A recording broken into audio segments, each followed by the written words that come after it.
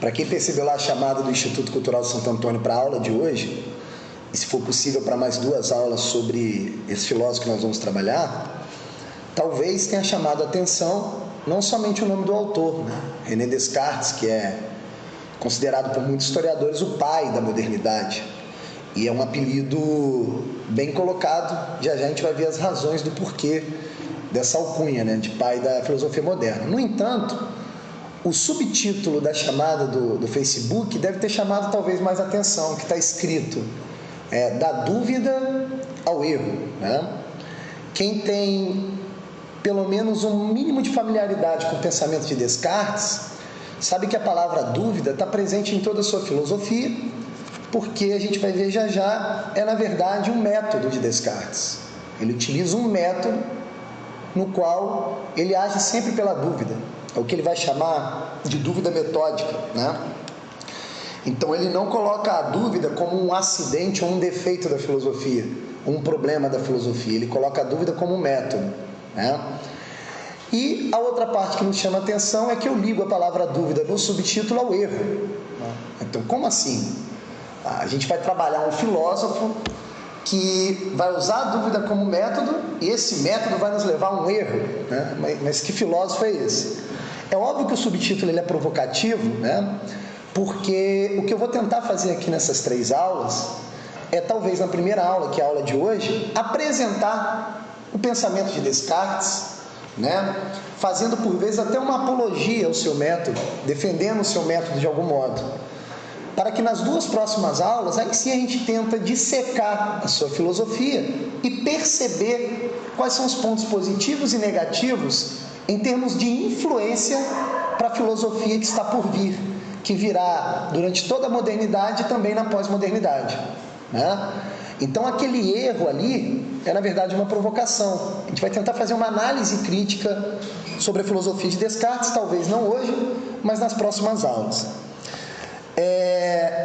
Então de cara já dá para perceber o seguinte: nós não estamos aqui tratando qualquer filósofo, a gente está tratando um filósofo hiper super influente, né?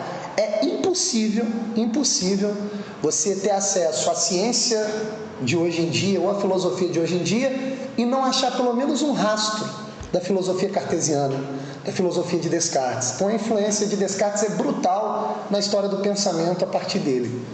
Então a gente pode dizer, sem medo de errar, que a modernidade é cartesiana, né? Então quando você vai estudar, sei lá, Francis Bacon, Immanuel Kant, David Hume, John Locke, sabe? E por aí vai, estudando os modernos, sempre a marca de René Descartes vai estar lá presente. Então René Descartes abriu uma porta. Ele abriu uma porta que nunca mais se fechou, né? Então qual é o objetivo da aula de hoje? O objetivo da aula de hoje é tentar entender a estrutura da sua filosofia e compreender o que ele queria com a sua filosofia, tá? Antes da gente iniciar então a exposição da filosofia de Descartes, eu tenho que confessar uma coisa a vocês, né? Fazia tempo que eu não pegava no livro do Descartes para dar uma lida, né? Ele tem uma obra vastíssima, eu li pouquíssimos livros, para ser muito exato, de verdade, do início ao fim, lendo com detalhe, fazendo ata, eu li apenas 2 livros, os 2 mais famosos, né? O livro Meditações, né? E o livro Discurso do Método. Nesses 2 livros, que são os livros mais famosos de Descartes, você consegue encontrar a síntese de toda a sua filosofia, né?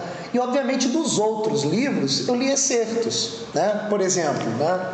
Eu tenho aqui em mãos, já apresentei isso para vocês no outro curso que eu dei aqui do Filosofia Antiga, eu tenho em mãos História da Filosofia, o volume 3, do Humanismo a Descartes.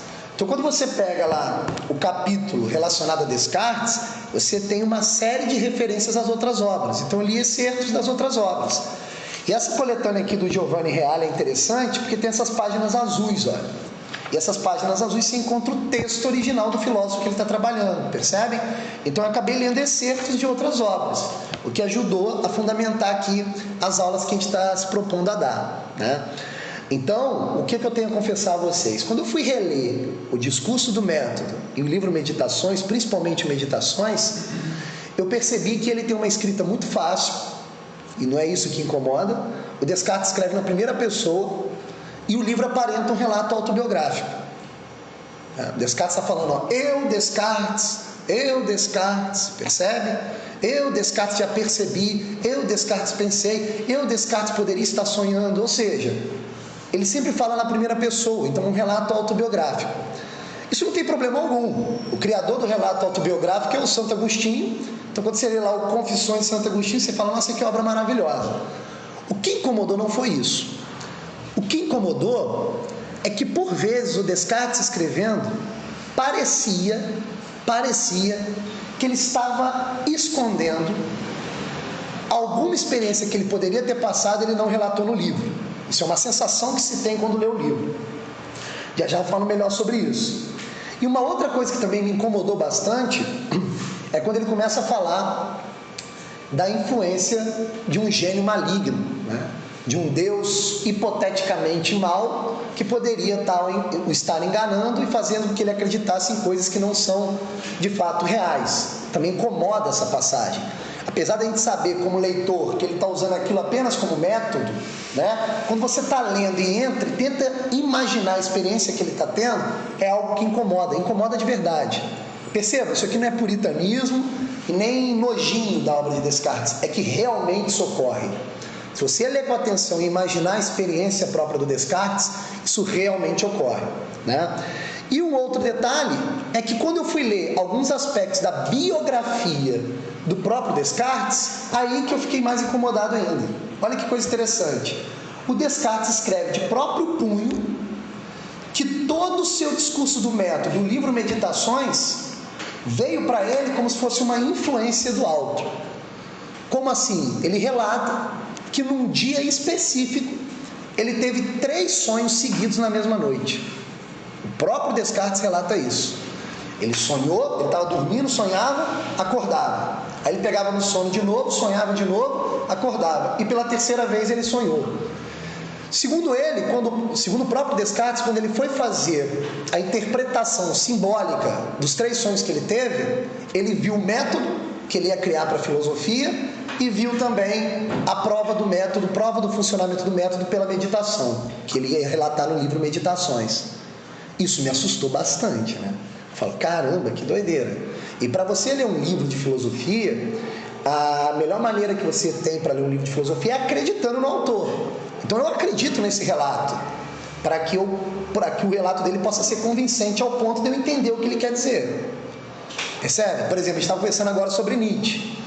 A melhor maneira de ler Nietzsche é, caramba, eu vou largar aqui todos os meus juízos fora, vou ler o Nietzsche, vou acreditar no que ele está escrevendo aí, para você conseguir conceber a essência do texto.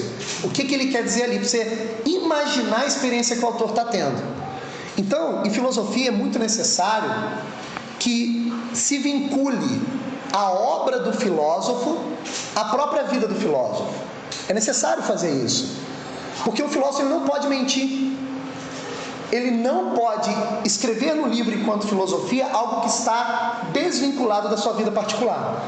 Ele não pode fazer isso, senão ele vai estar negando a própria filosofia, que é a busca pela verdade.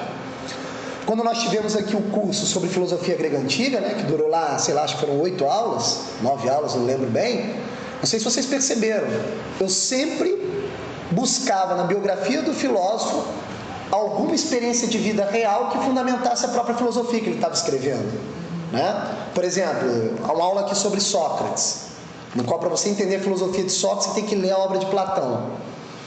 Quando você fala de Sócrates, não dá para separar o que é filosofia de Sócrates e o que é vida de Sócrates. Não dá para separar o que é filosofia de Aristóteles do que é a vida de Aristóteles. Então, nada mais justo do que avaliar os autores modernos da mesma forma. Percebe a questão? É daí que vem meu incômodo.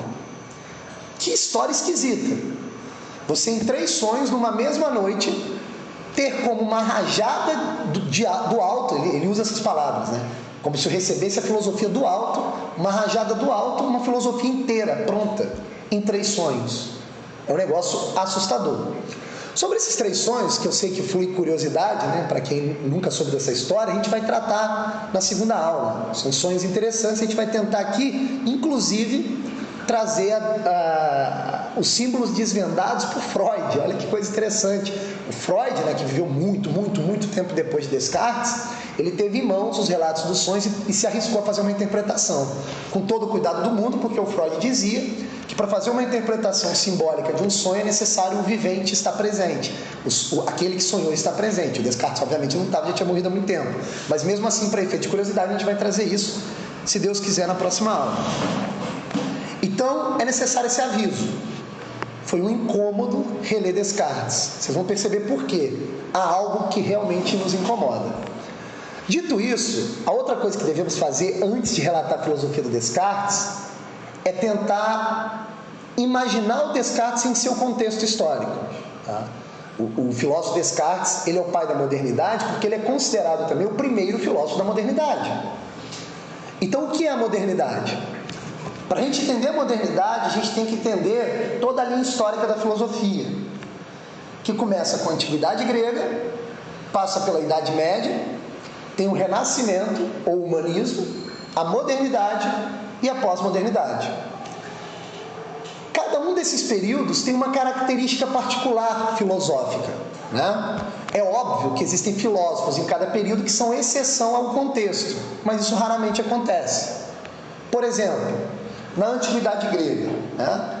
A Antiguidade Grega, o que está no centro de tudo é o ser. O ser. Como assim o ser? Simples. Os filósofos olhavam para a realidade, olhavam para a natureza e se espantavam com a realidade. Caramba, algo existe. Então o que eu tenho que fazer? Eu tenho que usar o meu intelecto para descobrir o ser, que é a raiz de tudo isso que existe. Então perceba um dado da filosofia grega antiga. Eles não duvidavam da existência das coisas. Eles partiam da premissa que as coisas existiam e, através de um esforço intelectual, buscavam a raiz, a estrutura interna daquelas coisas, estrutura interna da natureza. Sócrates, Platão e Aristóteles, então, vão elevar essas últimas circunstâncias, ao ponto de dizer o seguinte: dentro do homem também há uma ordem interna que se encaixa com a ordem interna da natureza, e é desse encaixe que o conhecimento surge. A gente viu isso aqui no curso de Antiguidade Grega. Depois vem a Idade Média. O que faz a transfiguração ou a transformação da Antiguidade para a Idade Média é a figura central de Jesus Cristo. Jesus Cristo é a figura central que se diz o Deus humanizado. Eu sou o Verbo encarnado, eu sou a verdade, o caminho e a vida. Então a verdade que antes estava na estrutura interna da natureza, agora está na pessoa de Cristo. Então não é o ser no centro de tudo, agora é Deus no centro de tudo. Percebe? Esse ser é uma pessoa, esse ser tem um nome, é Deus no centro de tudo, a verdade está em Deus. Então os filósofos medievais, o que eles vão fazer? Eles vão usar o intelecto e vão perceber um acréscimo ao intelecto, um poder que auxilia o intelecto chamado de fé. E com o intelecto mais fé, eles vão conseguir se aproximar dessa raiz da verdade que é o próprio Deus. Isso é uma característica dos filósofos medievais. Tivemos aqui também no Instituto curso sobre São Tomás de Aquino, falamos de Santo Agostinho, Santo Anselmo e por aí vai. Aí vem o Renascimento. É aqui que eu quero chamar a atenção para vocês. A gente está chegando na modernidade de Descartes. Olha o termo usado para esse período histórico, ó. Renascimento. Nascimento é surgimento. O prefixo re é de repetição. Então o homem renascentista é um homem que acredita que está nascendo de novo. Horas.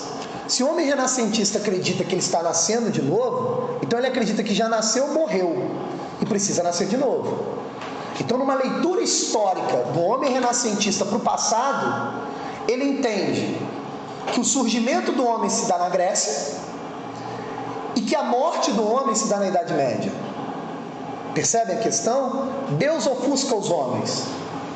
Então eles vão ter uma visão negativa, crítica da Idade Média. Nem todos os pensadores, é óbvio, né? Aliás, a maior parte dos pensadores continuam cristãos no Renascimento. No entanto, a releitura do cristianismo que eles fazem já é um cristianismo meio distante do que o cristianismo verdadeiro e real.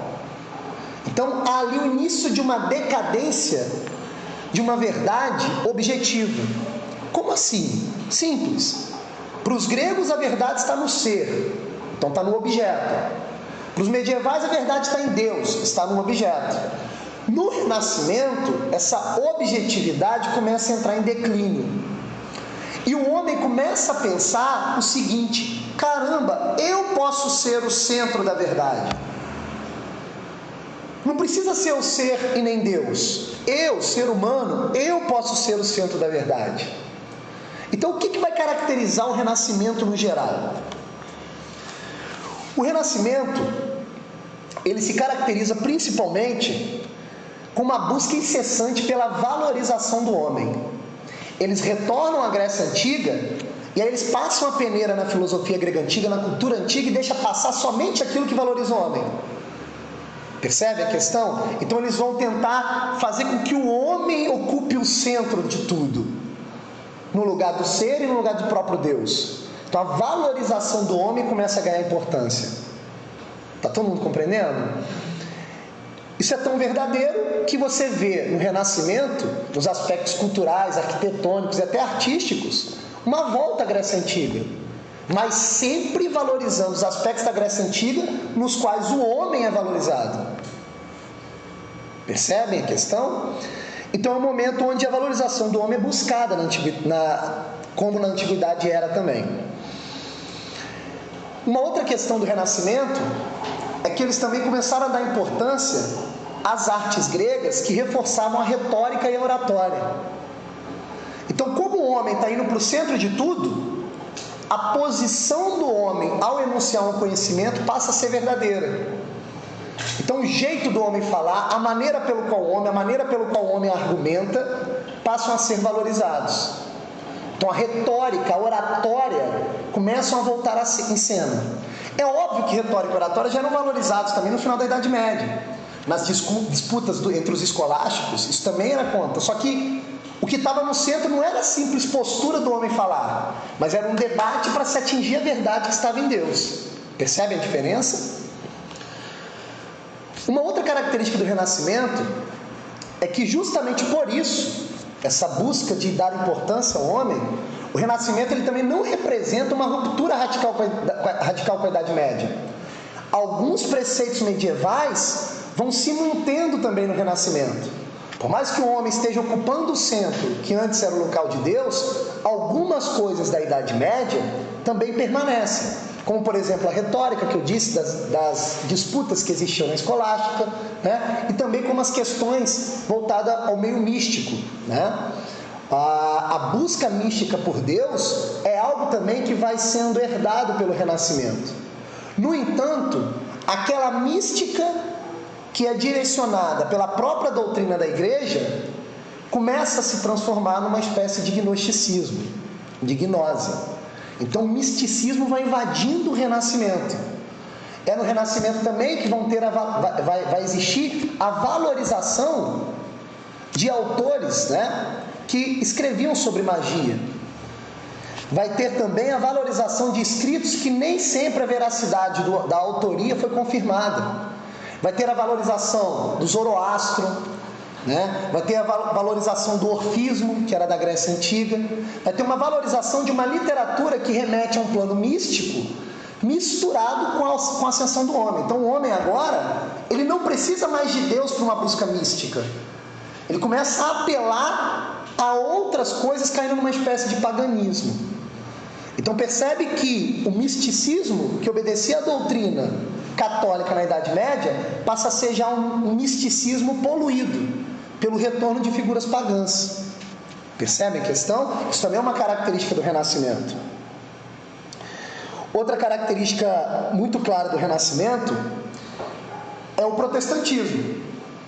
O protestantismo também, ele surge e começa a tomar conta também dos debates voltados a Cristo.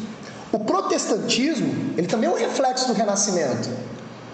Por quê? Quando o protestantismo, por exemplo, declara que a única fonte da verdade é a Escritura, e a doutrina a gente tem que tirar e ficar apenas com a Escritura, é um exemplo que eu estou dando de uma linha protestante, você percebe que a interpretação humana da Escritura ganha a frente. A interpretação humana da Escritura fica na frente da própria doutrina católica. Isso já é uma representação do homem tomando o centro. Então o próprio protestantismo já é um reflexo disso. Vocês estão compreendendo? Então todas as características do Renascimento estão apontando para uma centralização do homem. O homem sempre sendo uma espécie de fonte do conhecimento verdadeiro. Fonte essa que antes estava no ser, depois foi estar em Deus e agora está no homem. Uma outra característica do Renascimento é no Renascimento, já beirando a modernidade, que você tem a Contra-Reforma Católica. De tantos ataques recebidos, a Igreja Católica responde com a Contra-Reforma. E é um período complicado da Igreja, porque ela tem que se defrontar com o Index Prohibitorum, ou seja, indicar obras proibidas. Você não pode ler isso daqui. Para quê? Para ver se a Igreja consegue se limpar e mostrar que aquelas críticas que vêm de fora não fazem efeito.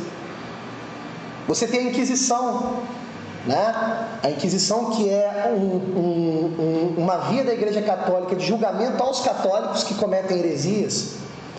Então é um momento conturbado, porque é um momento que está tudo ali misturado. Então nós podemos dizer, sem medo de errar, que o Renascimento é um período de transição. Está claro isso para todo mundo? Mas transição do que para o quê? É a transição da Idade Média para aquilo que nós vamos chamar de modernidade. Então o que vai ser a modernidade?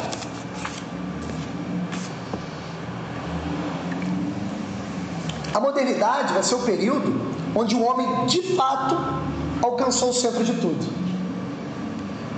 A modernidade vai ser aquele período simbolizado por uma obra renascentista de Leonardo da Vinci, que é o homem vitruviano, o homem inserido no círculo, o homem sobreposto ao outro, o homem no centro de tudo. Então a modernidade bate o martelo. Se aquilo que antes era um simples projeto renascentista, agora ele é efetivado na modernidade. O homem é o centro de tudo. Uma outra influência que vai ter na modernidade é a Revolução Científica. Olha que doideira. Você tem o retorno ao humanismo grego, você tem o misticismo todo poluído e ainda tem a Revolução Científica em cima disso tudo. Pouca gente sabe, mas os grandes cientistas que vão provocar essa Revolução Científica, muitas das obras desses cientistas não eram obras de ciências, mas eram obras místicas e gnósticas pesadíssimas. Então é um momento de confusão no Renascimento. Confusão essa que começa a ser organizada na modernidade. Está dando para compreender? Então, por exemplo, a modernidade vai olhar com muita dificuldade a Revolução Científica e perceber, por exemplo, que é na Revolução Científica que os instrumentos científicos começam a ganhar importância. É na Revolução Científica que o homem está disposto a não buscar mais a essência das coisas como faziam os filósofos, mas buscar experimentar as coisas em laboratório. É na Revolução Científica que o homem está buscando aumentar o poder dos seus sentidos através dos instrumentos. Então você vai perceber que essa passagem da Revolução Científica também vai ser uma confusão a mais para a modernidade resolver. Então a modernidade tem que resolver um pepino. De um lado, as gnoses, aquele misticismo todo poluído. De outro lado, o homem no centro de tudo, que quer se independer das outras ciências e uma volta ao humanismo lá grego antigo. E ainda por cima, a ciência, pedindo passagem. Porque a cada momento que a ciência constrói um novo equipamento, um novo instrumento, que aumenta a possibilidade de enxergar as transformações da natureza, mais a ciência pede passagem. Mais a ciência pede passagem. Então é um momento confuso, né? Só para vocês terem uma ideia, existe uma outra característica que a modernidade vai enxergar como confusão vinda do Renascimento, que é o academicismo da ciência. Porque o que acontece? Na medida que a ciência vai ganhando poder, ela vai pedindo para si a autoridade da verdade. Olha, está tudo muito confuso. É muita mística, muito misticismo, muito volta à Grécia. Nós precisamos de entender como mexer nesses equipamentos, como entender a realidade. Então me dê a autoridade para mim, cientista, assinar embaixo que é verdade. Então começa um movimento de academicismo. Que movimento é esse? A ciência invade as academias, As academias fazem parte das universidades criadas pela igreja lá na Idade Média. E a ciência começa a construir sociedades dentro da academia. E dessas sociedades, só para vocês terem uma ideia como a coisa funcionava, 3 se destacam. Uma academia na Itália, que é a Academia do Cimento, a Royal Society em Londres e a Academia Real das Ciências na França. Olha os lemas dessas academias, só para vocês entenderem como a filosofia está mudando ao chegar na modernidade. Na Academia do Cimento, por exemplo, na Itália, o enunciado ou o norte que eles acompanhavam, esses grandes cientistas, era provar e reprovar os instrumentos. Olha só que doideira. Se antes as universidades foram criadas na Idade Média para buscar a verdade e saber aumentar o poder da razão com a fé, buscando através das disputas a verdade cada vez mais próxima de Deus, agora a verdade não interessa tanto. Agora o interessante é ver quais são os instrumentos científicos criados que funcionam e que não funcionam. Então perceba, a verdade está sendo substituída pela funcionalidade, pela utilidade dos instrumentos. Depois vem a Royal Society de Londres, que tem o seguinte lema: devemos nos aproximar das técnicas mais do que dos filósofos.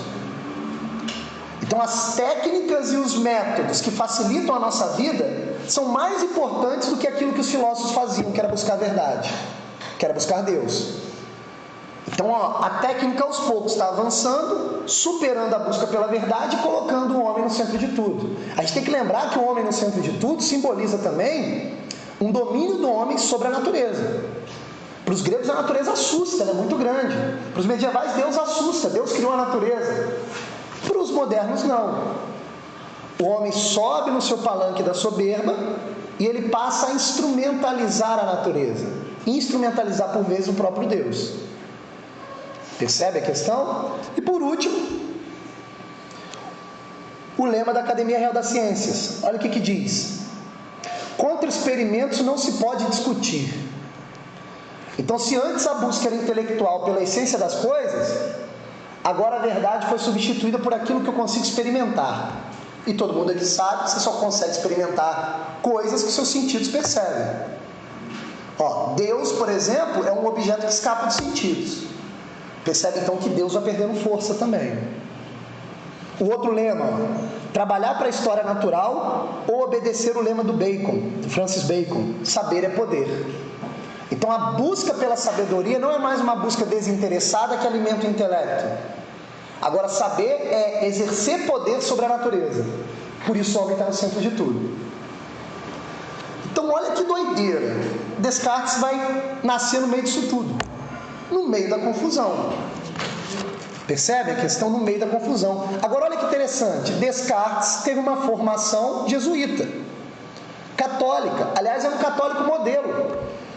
Você lendo um pedaço da biografia, era uma pessoa ordenada na própria vida, reta na própria vida, mas que no entanto nasceu no meio dessa confusão. Então alguns aspectos biográficos do Descartes são necessários serem falados. Ele se formou, teve uma formação católica, era um católico fervoroso. No entanto, algo incomodava ele. Isso ele escreve de próprio punho. O que incomodava Descartes? De um lado, as escolas só repetiam a escolástica, e Descartes começou a perceber que aquilo que era trazido para a escolástica estava ficando para trás no meio do desenvolvimento científico. E de outro lado, ele tinha o próprio desenvolvimento científico pedindo passagem. Então ele tem uma confusão a ser resolvida: a verdade trazida pelos grandes filósofos tradicionais que levam o homem até Deus, que ele sabia que era o caminho correto, mas do outro lado você tem a ciência pedindo passagem, cada vez mais instrumentalizando a natureza e o próprio Deus.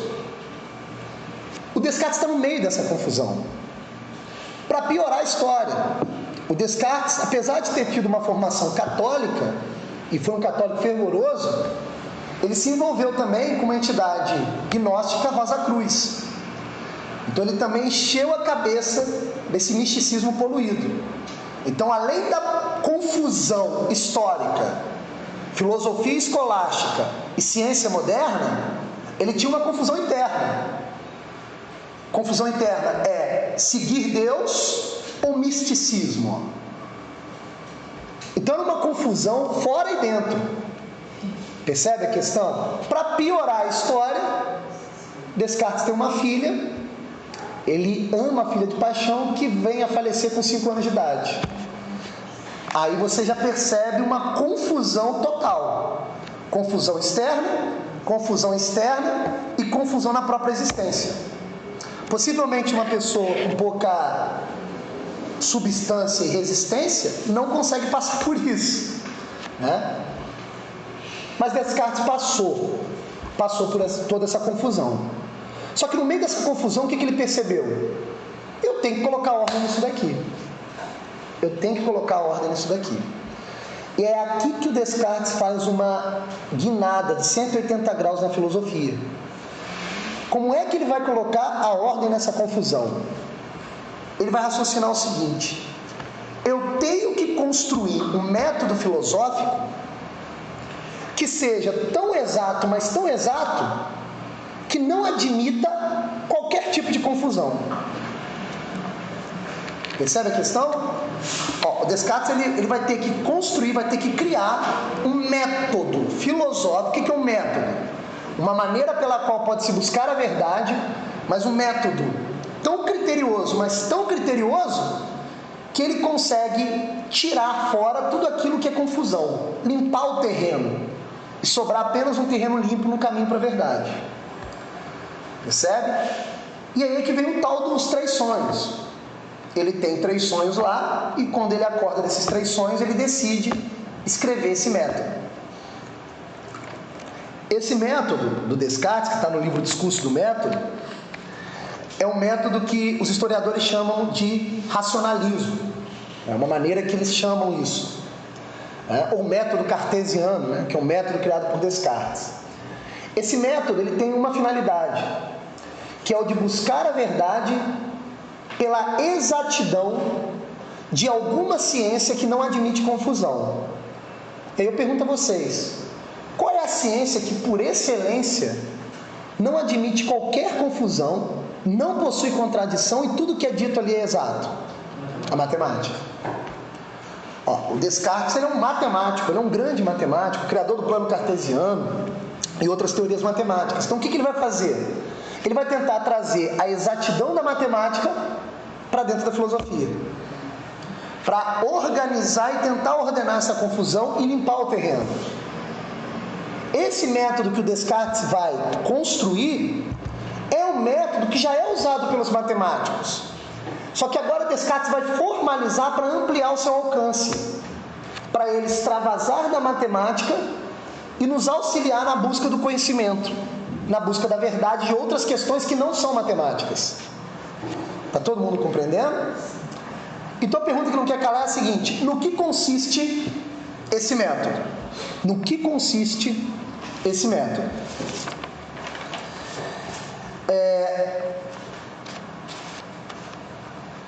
Esse método, ele consiste em 4 passos, em apenas 4 passos. A primeira versão do método de Descartes tinha 27 passos.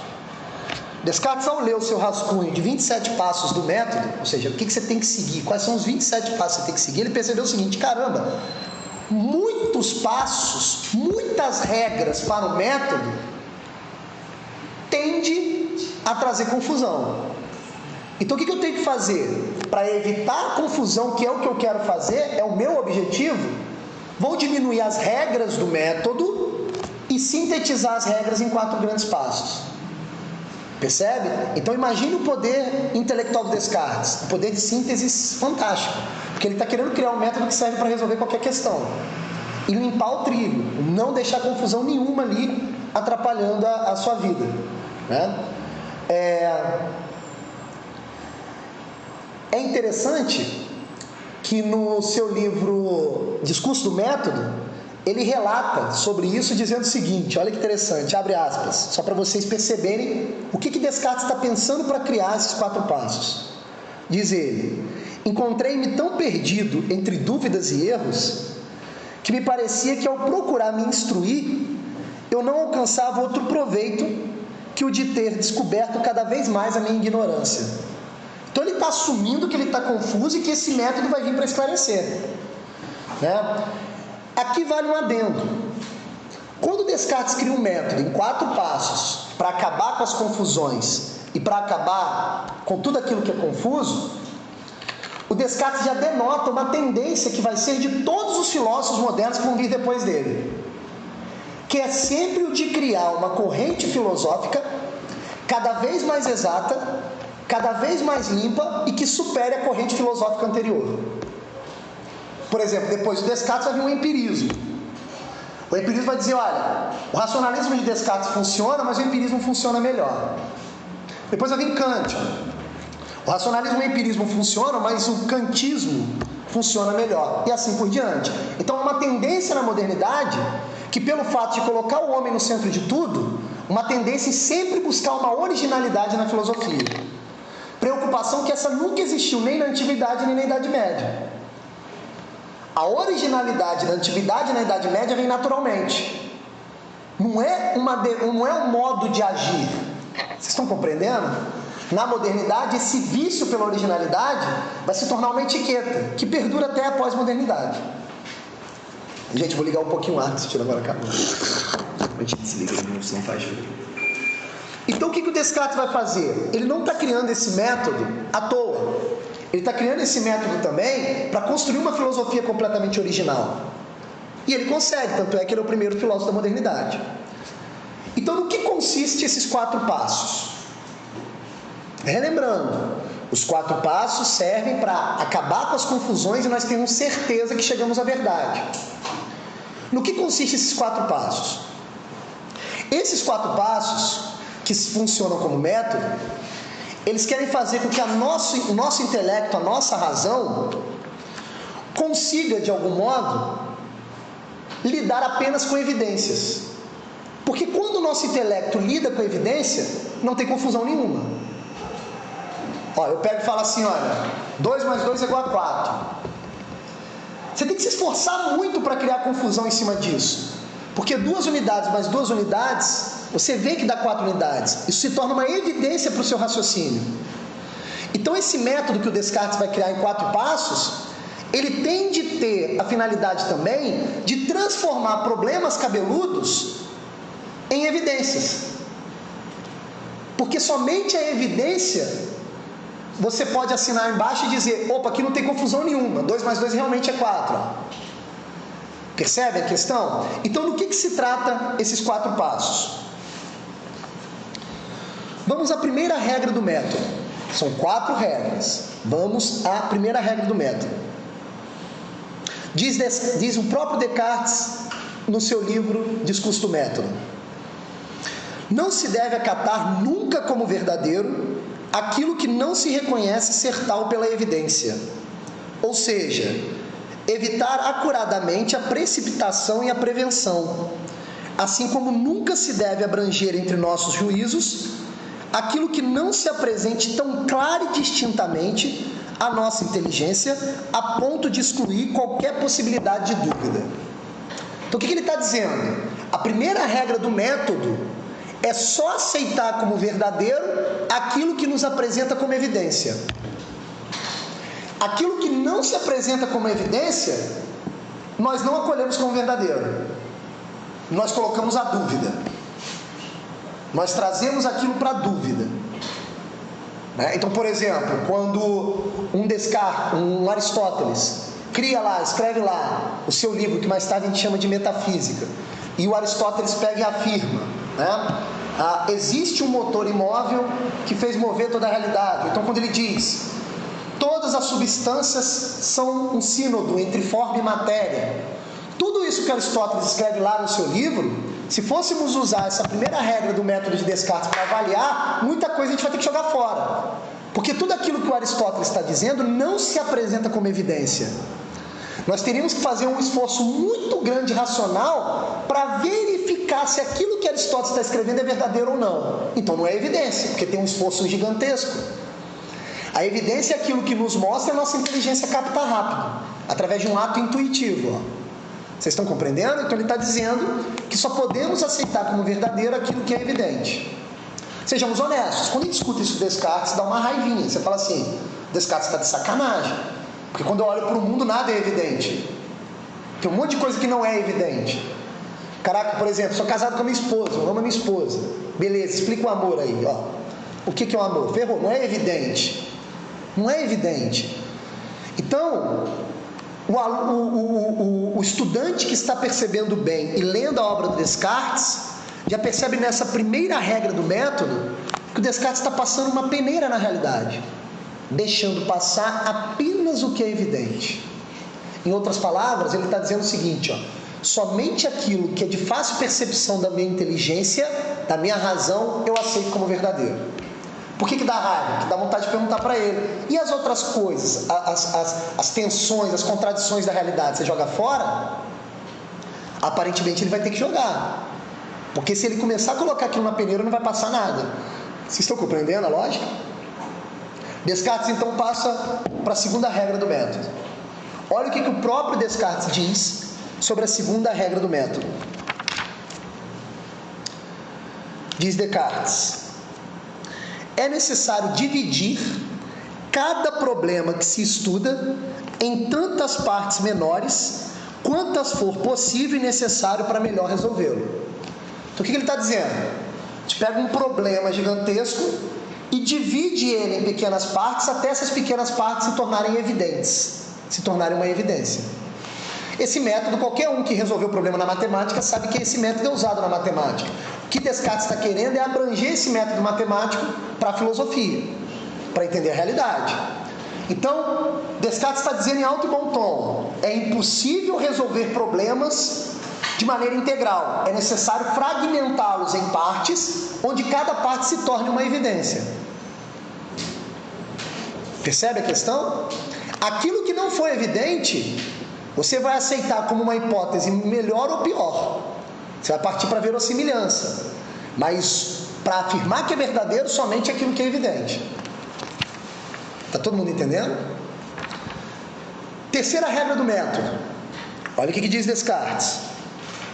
A terceira regra é a de conduzir com ordem meus pensamentos, começando pelos objetos mais simples e mais fáceis de conhecer, para elevar-se pouco a pouco, como por degraus, até o conhecimento dos mais complexos, supondo uma ordem também entre aqueles nos quais uns não precedem naturalmente aos outros.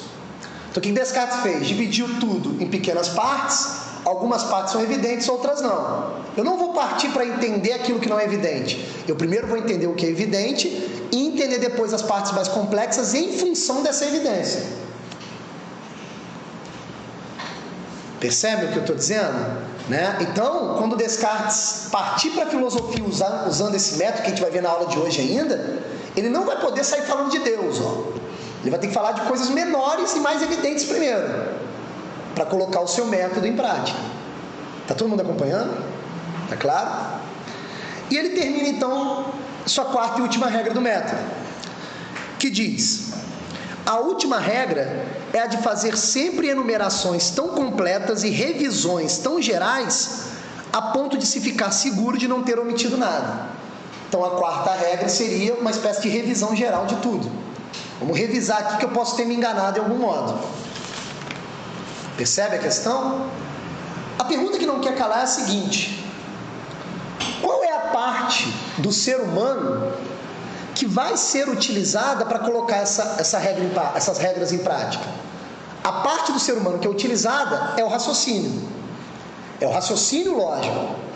Porque se Descartes é matemático, ele vai usar a parte da inteligência do matemático na filosofia. Então é o raciocínio lógico que vai trabalhar em cima dessas quatro regras. Percebem a questão? Esse é o método de Descartes. Simples. 4 passos simples. Só que isso não basta. Porque se o Descartes só escreve um livro explicando os 4 passos, as pessoas vão ler e falar assim: ah, muito jóia, legal, bacana, funciona na matemática. Quero ver funcionar na filosofia. Aí o que Descartes faz? Ele então tenta aplicar essas 4 regras para limpar a filosofia. Limpar do que a filosofia? Tirar tudo aquilo que é confuso. Tirar toda aquela confusão e aquela sujeira. Ficar apenas com as coisas que são evidentes. Aí ele coloca o seu método em ação. Essas 4 regras são colocadas através de um outro método. Elas são colocadas em prática através de um outro método. Esse outro método é o que nós chamamos de dúvida metódica. Então, só para organizar aqui a aula para vocês. Os 4 métodos, as 4 regras do método, ele já achou. Ele tem que aplicar isso na filosofia. Mas para eu sair da matemática e aplicar isso na filosofia, eu preciso de um método que faz a união entre as duas coisas. Esse outro método é o método da dúvida. É a tal da dúvida metódica. Então, olha que interessante. Ele vai usar a dúvida como um método que vai transportar as 4 regras do discurso do método da matemática para a filosofia. Percebe a questão? E aí o Descartes começa. Como é que ele vai fazer isso? O Descartes apresenta a dúvida metódica através de 2 hipóteses muito interessantes. A hipótese do sonho. Olha só que doideira. Ele tirou toda a filosofia dele de 3 sonhos que ele teve na realidade. E ele ainda vai utilizar a linguagem do sonho dentro da sua filosofia. Ele vai criar uma hipótese chamada hipótese do sonho, que já faz parte da tal dúvida metódica. E a outra hipótese que ele vai levantar é a hipótese do gênio maligno. Olha que nomes esquisitos, né? Hipótese do sonho e hipótese do gênio maligno. Qual é a finalidade dessas 2 hipóteses? A finalidade dessas 2 hipóteses é usar a dúvida para questionar tudo que existe e não deixar pedra sobre pedra, duvidar de tudo, tudo mesmo. Para que ele vai fazer isso? Para depois ele entrar com as 4 regras do método e aceitar apenas aquilo que é evidente. Então ele vai passar a peneira da dúvida e só vai passar aquilo que é evidente. E como é que ele vai fazer isso? Através da hipótese do sonho e da hipótese do gênio maligno. No que consistem essas 2 hipóteses que acontecem ao mesmo tempo na filosofia de Descartes? Elas consistem, como eu disse, a elevar a dúvida em uma dúvida hiperbólica, uma dúvida de tudo, de tudo. Ele vai duvidar de tudo. Então a filosofia de Descartes começa com a dúvida de tudo. Isso é inovador na história da filosofia. Por quê? Se a gente retorna à Grécia Antiga, o Aristóteles dizia, a filosofia se inicia com espanto. Espanto do que, Aristóteles? Daquilo que existe. Aristóteles em nenhum momento duvidou que as coisas existissem. Ele olhava para as coisas e falava, caramba, algo existe, e isso me espanta. Na Idade Média, Deus existe, e isso me espanta. Aí vem o Descartes e inova. Eu não tenho certeza se as coisas existem. Eu vou duvidar de tudo. Agora percebam, isso não é uma dúvida ingênua. Ele está usando essa dúvida hiperbólica como método. A gente tem que sempre lembrar disso. Ele não quer duvidar de tudo como uma espécie de ceticista adolescente, um cético adolescente. Eu duvido de tudo, não tenho certeza de nada. Não, não. Ele está duvidando de tudo com a finalidade de atingir a verdade. Isso me causou incômodo ao ler Meditações. Sabe por quê? Porque eu não sei se essa experiência que o Descartes disse que teve, ela é possível. Honestamente, é possível duvidar de tudo?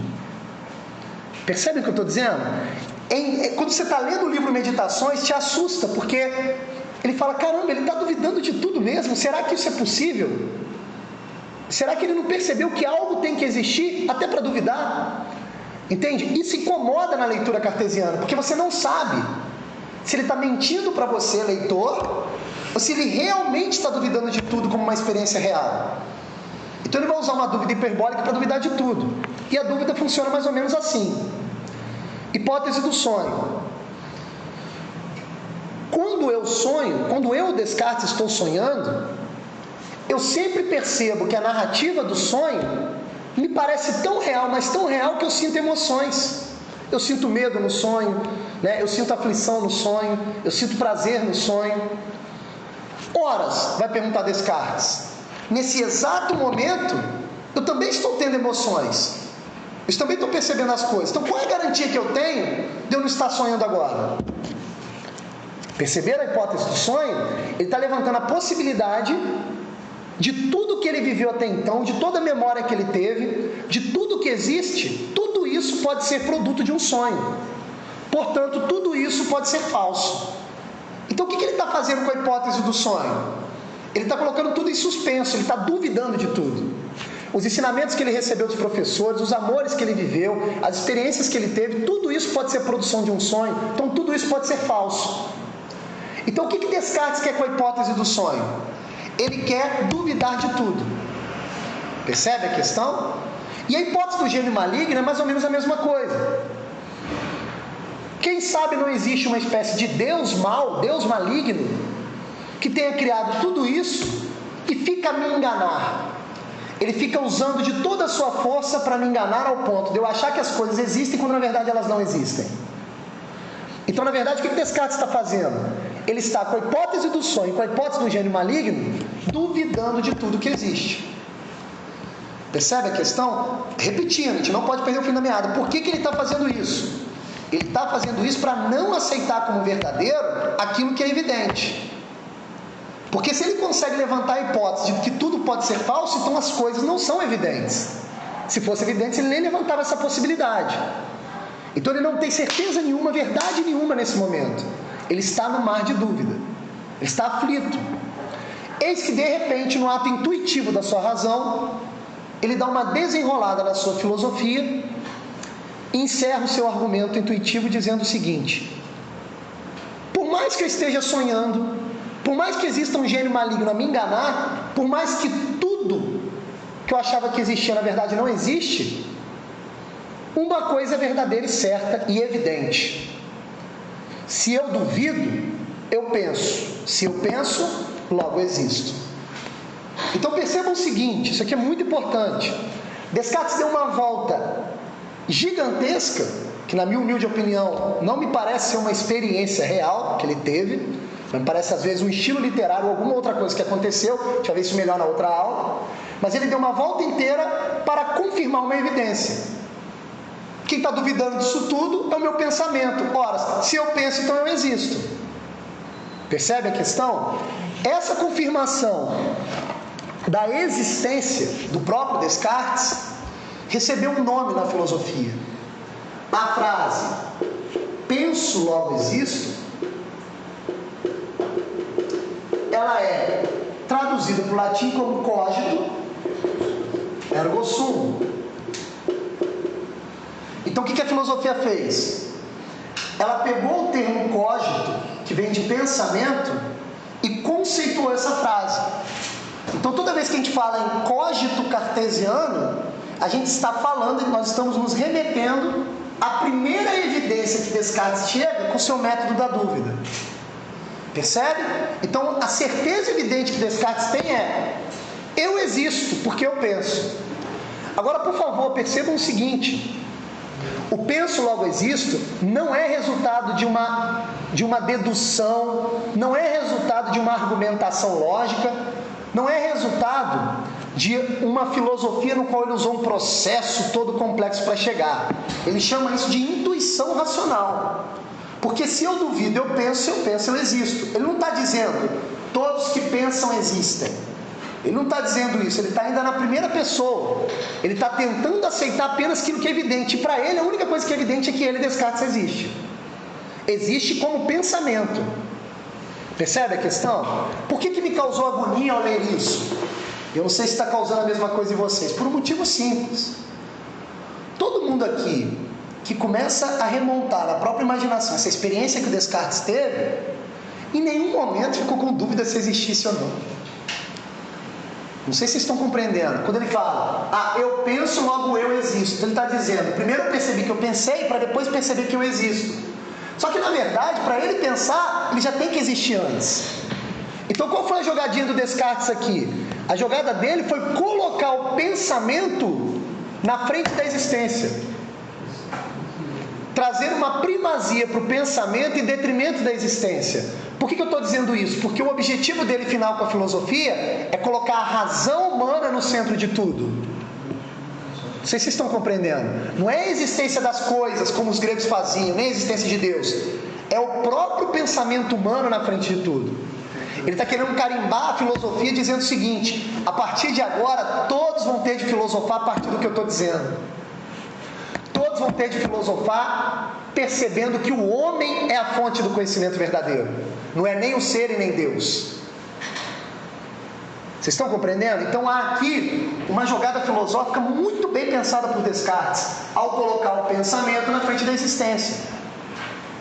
Apesar de Santo Agostinho ter pronunciado na Idade Média uma frase parecida, se fôssemos traduzir essa frase moderna cartesiana para a Idade Média, possivelmente um pensador medieval diria: eu existo porque Deus me criou. Eu não existo porque eu penso. Percebe? Há uma sutileza nessa frase cartesiana que já virou uma bandeira, uma etiqueta. A sutileza é que Descartes está colocando o ser humano no lugar de Deus. Ele está colocando a razão humana, o pensamento humano no lugar de Deus. A razão lógica, que nunca erra na matemática, agora ela vai poder resolver todos os problemas do mundo. Resolver as tensões da natureza, resolver as contradições que existem na realidade. Agora, o raciocínio humano, por meio de um método seguro, vai conseguir resolver todos os problemas. Está todo mundo compreendendo? Então, a única evidência que o Descartes tem em mãos é o seguinte: eu, Descartes, existo. Mas eu existo como pensamento, porque é o pensamento que está na frente de tudo. Então, a única coisa que Descartes provou até agora na sua filosofia como evidência é aquilo que em filosofia nós chamamos de res cogitans, ou seja, o eu pensante, ou a substância pensante. Descartes está afirmando: existe uma substância pensante, que sou eu mesmo. Pergunto a vocês: Descartes pode ter certeza evidente que ele tem um corpo? Não pode. Porque o corpo, você olha para ele, só que você está usando os 5 sentidos. E os 5 sentidos não são confiáveis. Eles nos enganam a todo momento. Qual é a única parte do ser humano confiável? A razão, o raciocínio lógico. Não tem como eu perceber a presença do meu corpo pelo raciocínio lógico. Então, nem corpo Descartes sabe que tem. A única coisa que ele sabe é que ele existe como um pensamento. Percebe? Ele existe como um ser que pensa. Pô, mas esse corpo aí, Descartes, está na sua frente. Descartes não pode acreditar, porque não é algo evidente. Como não? Você está olhando para o seu corpo, Descartes. Ele vai dizer: não, os sentidos de vez em quando me enganam. Quem me garante que não está me enganando agora? Ele até escreve no livro dele: quando eu pego um pedaço de madeira e coloco no lago, o pedaço de madeira parece que quebra, e eu sei que não quebrou, então a minha visão está me enganando. A minha visão pode estar me enganando agora. É a mesma coisa do sonho. Se quando eu estou sonhando, lá na narrativa do sonho, por mais louco que a narrativa possa parecer, eu sinto medo, sinto um monte de coisas que parecem reais, por que agora que eu estou sentindo isso tudo não pode ser um sonho também? Então, a única fonte do conhecimento verdadeiro que nos leva à evidência é o raciocínio lógico. Aquilo que não pode ser verificado pelo raciocínio lógico está em dúvida. Então, ele nem sabe se ele tem um corpo. Então, por enquanto, na filosofia dele, ele é apenas um eu pensante. Muita loucura. Se chegasse para um Aristóteles, pudesse viajar no tempo, falar que Aristóteles, aqui, o discurso do método e meditações cartesianas, leia aí. O Aristóteles fala assim: mas que doideira é essa? Pô, é óbvio que as coisas existem. O Descartes respondeu: não é óbvio não. Meus sentidos me enganam de vez em quando, pode estar me enganando agora. A única coisa óbvia que existe é que eu, Descartes, existo como ser pensante. Vocês estão compreendendo? Detalhe disso tudo que eu falei: se o Descartes encerra a filosofia dele aqui agora, a filosofia dele seria uma bosta. Por quê? A única coisa que ele conseguiu provar com a filosofia dele é que ele existe.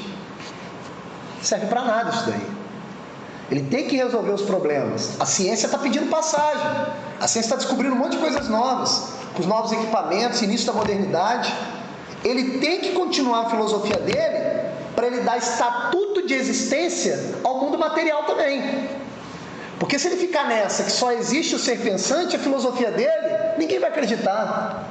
Ele tem que dar um estatuto de existência para as coisas materiais. Por enquanto ele não tem esse estatuto, porque a única evidência que ele tem é que ele, Descartes, existe. Vocês estão entendendo, né? Tá claro? Como é que ele faz isso então?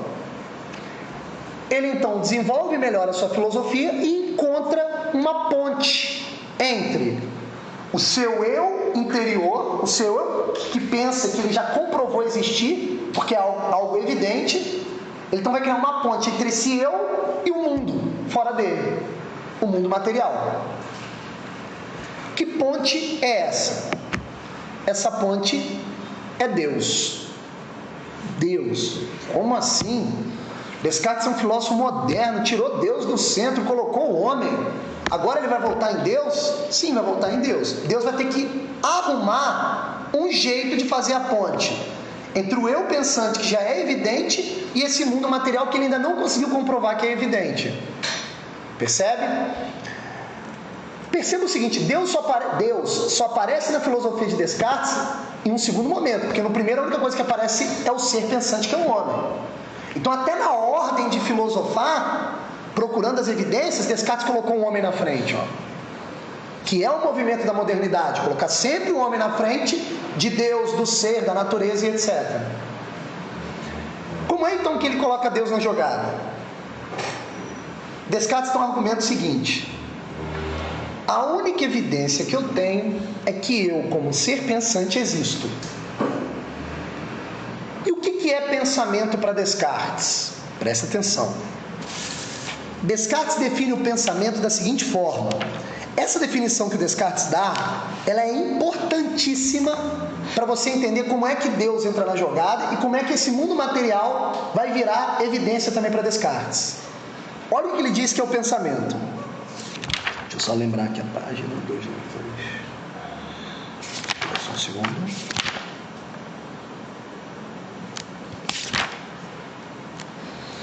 Deixa eu só achar a página, porque eu gosto de falar da própria... Para não parecer que eu estou criando, né? O próprio Descartes escreveu. Deixa eu só achar aqui.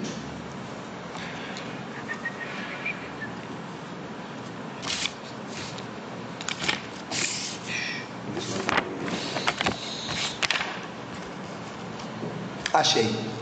Olha o que diz Descartes sobre o que é o pensamento. Diz ele: com o termo pensamento, eu abranjo tudo aquilo que existe em nós de tão factual que somos imediatamente conscientes dele, como, por exemplo, todas as operações da vontade, do intelecto, da imaginação e dos pensamentos.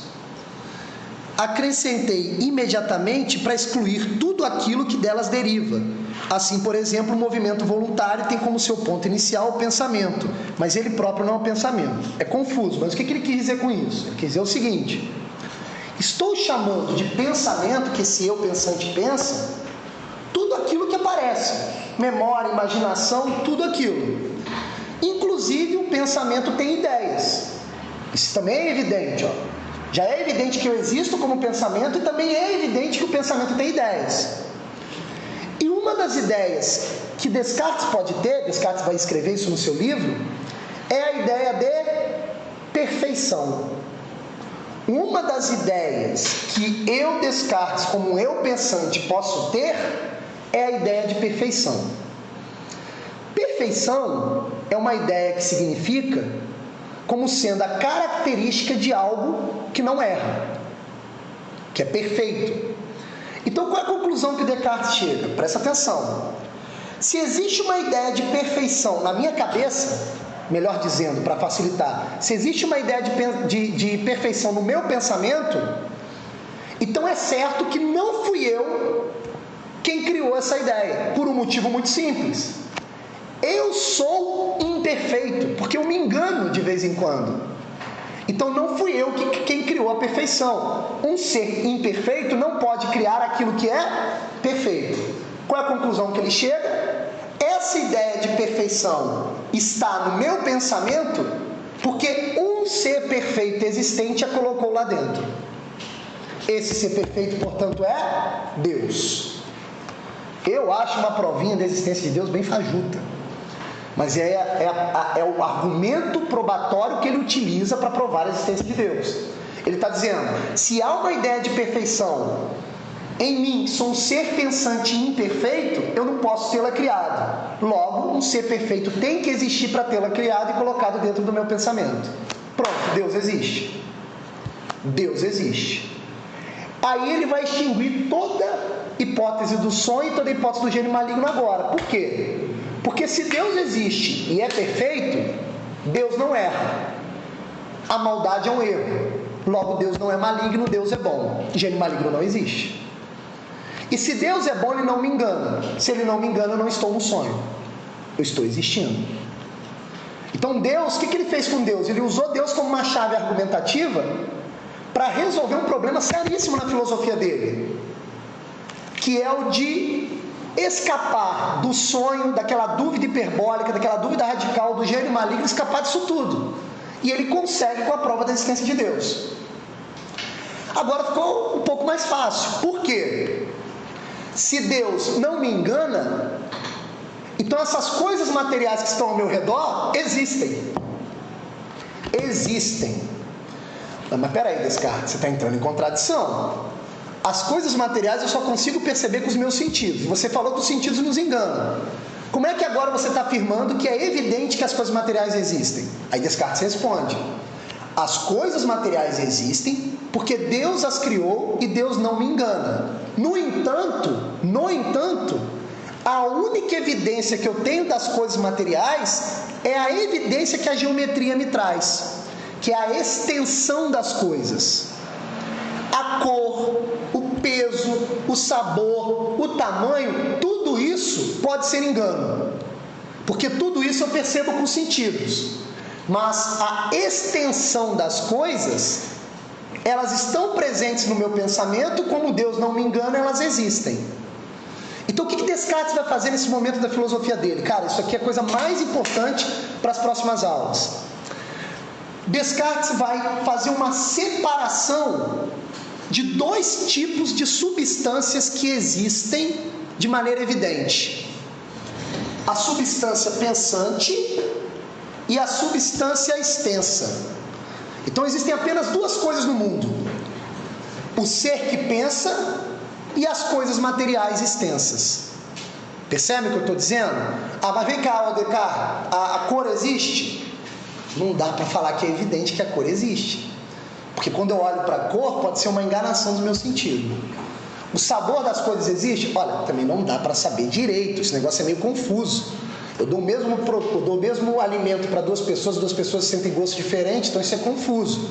Então o paladar pode estar me enganando, isso também não tem confiança. Então o que você tem certeza? Aí Descartes responde: só duas coisas: existe o ser pensante e existe a extensão das coisas materiais. Percebe a questão? Essas são as duas substâncias. Então, se fôssemos fazer um esquema daquilo que Descartes conclui da sua filosofia, é que em sua filosofia apenas duas coisas existem: uma substância pensante, presta atenção, e uma substância extensa.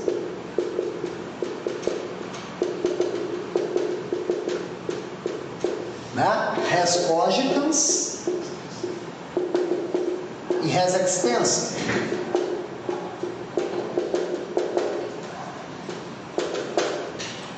Está todo mundo compreendendo?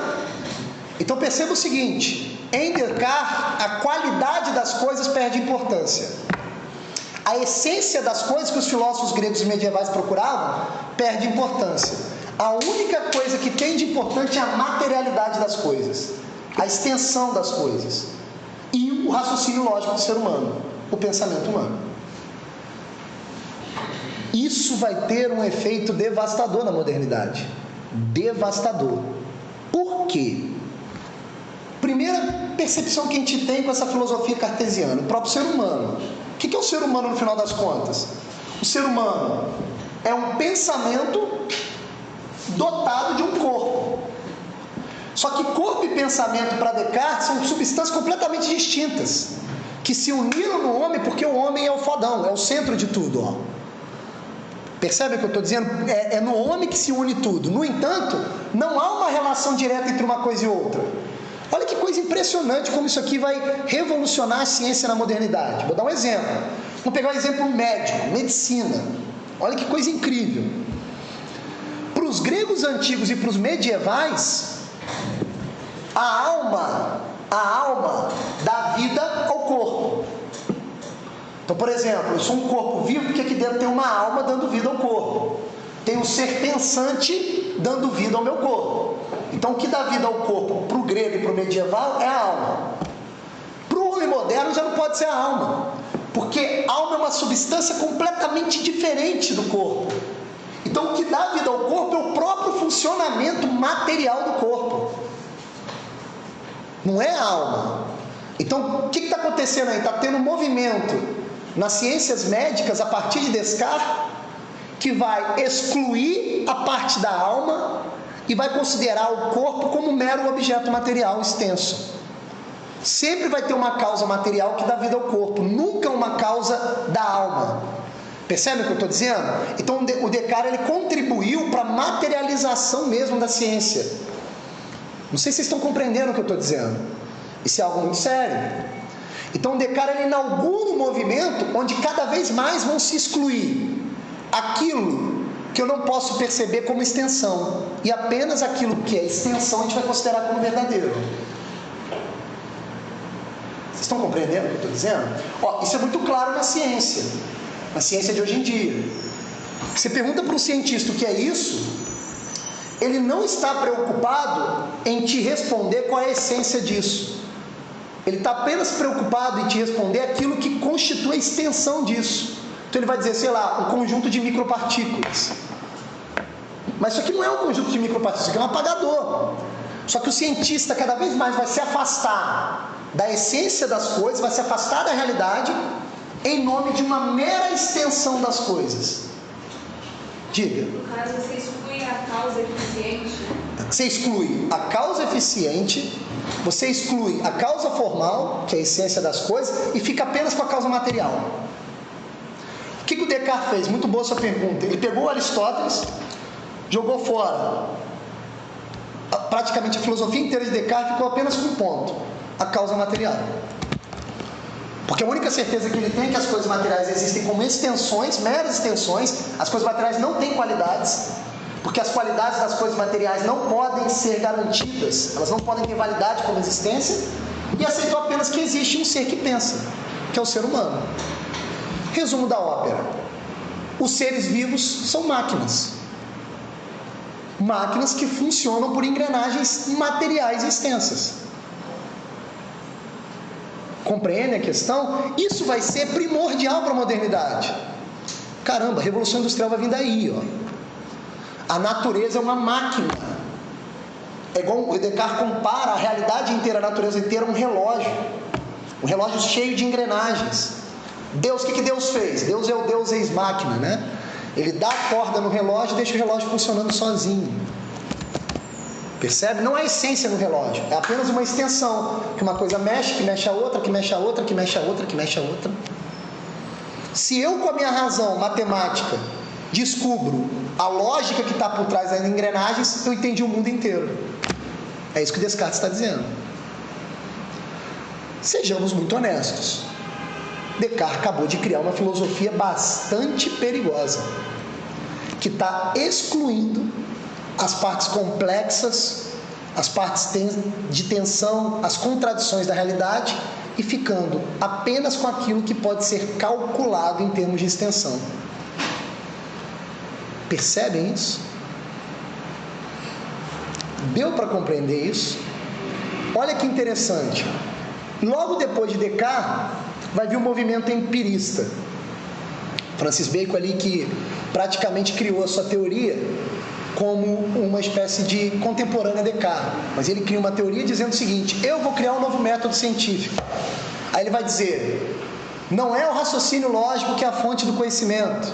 O raciocínio lógico existe, mas não é ele a fonte são as experiências com 5 sentidos, ó.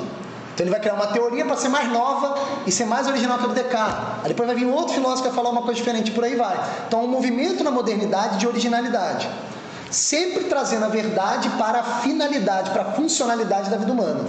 Como o homem agora está no centro de tudo, somente o bem humano é buscado, somente o bem material é buscado, somente aquilo que facilita a vida do homem é buscado. Deu para compreender isso, gente? Tá claro?